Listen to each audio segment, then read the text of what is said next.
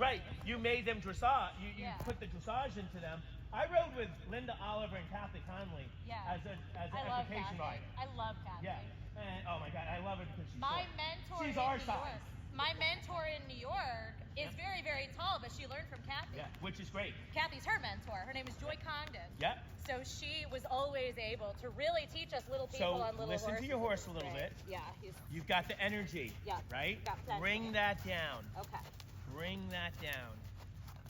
What you want to do, I know that forward also gives us their attention. Yeah. But instead, I like already that you're kind of on a figure eight, that you're not using, a lot of people that are jumping are going to use this whole freaking ring at the walk. Yeah. I don't.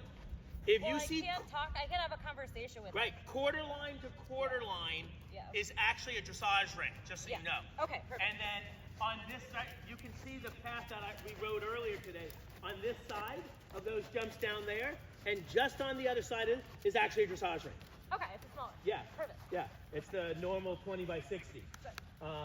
So yeah, you're absolutely right. That's why when I walk, I'm always doing turns so I can build. And if we use this whole ring, you got to go all the way across the diagonal, all the way down the long side, which is like twice the size of a normal ring. Yeah. All right? So I like there. So that's what I want. Can you feel the energy change him a little bit? Yeah, he melted quite a bit. You already told me earlier that he showed it coming down into the ring, down the driveway, that he was a little bit looking, a little bit up. Yeah. We can be that way mentally, but we can't be that way physically. Yeah. Right? Now, I would, to soften his neck and shoulders, as you're making your turns, I would actually, like, you're not in a dressage saddle, which has the cantle and the tall pommel and stuff. So you might turn your body this much in a dressage saddle and get a lot. In the jump saddle, you're not going to get it. Understood. So I would like you to use your turns where you really, I say, tracking to the right, your belly button goes to 1 o'clock. Okay. And tracking to the left, it goes to 11 o'clock. But right there, go ahead and turn your hip. Turn it more. There, now he heard you. Okay. Now he heard you and turned. I want to make big flowing turns because I want to move the rib cage. So we're not looking 90. No 90s. Okay. No, I never warm up on a 90. Okay. Even if I'm in the dressage ring, I always I didn't think so, but I was like, what are we doing? always start out. So we just want these nice easy big and then get out. round. Stay on the turn, yeah. Round Nice turn. round. Okay. I look at a 20-meter turn, and I really want like a 25. So, and I'm done.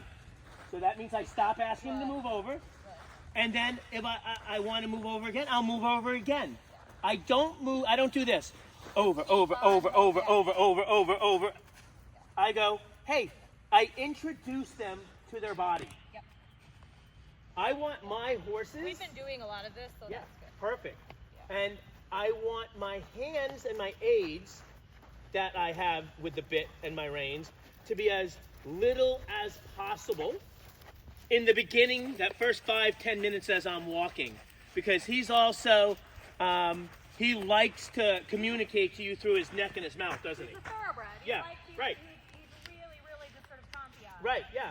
So if I can make the conversation, I can change the conversation through his ribs and not his neck. I want his ribs to bend more than his head. So I'm going to use, in this direction, I'm going to use a left opening rein, a right direct, and use my hip and my leg, and I'm done. There. Yeah, that's clearly his weaker way. Right, yeah. And so less flexible I way. want him to be soft in the neck and shoulders and the pole so that when I jump, you have that bend. I have that equity left there. Yeah. If I'm always bending them harshly and quickly in their neck, like that's plenty. So I would think about more as you're going around.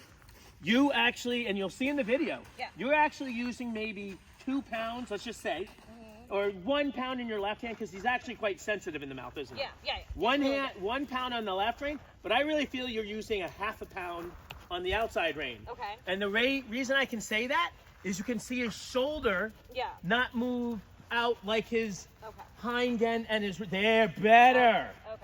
Do you see that now? I mean, that's so dressage. Yes. Like, the outside Yes. rein is Outside. the But non-giving aid. Even in You know? dressage, Yeah. riders don't realize Yeah, if you that don't they're- lift the back, Yeah.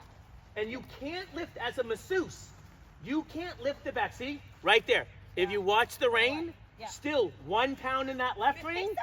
Oh, I no. still want you to use the outside rein. I want you to use it, Yeah.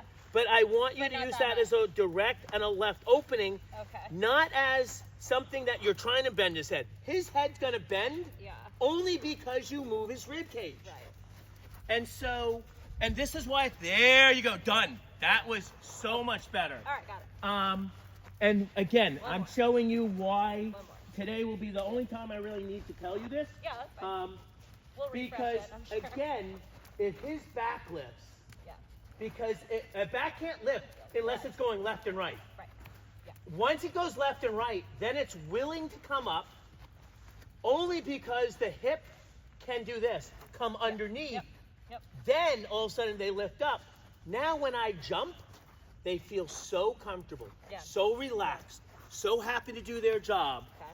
which is why I can do it without a bridle, Cool. because they feel balanced. Good. And you can see he's kind of, you can probably feel it. He's going, this is a little teeny different, not a huge difference.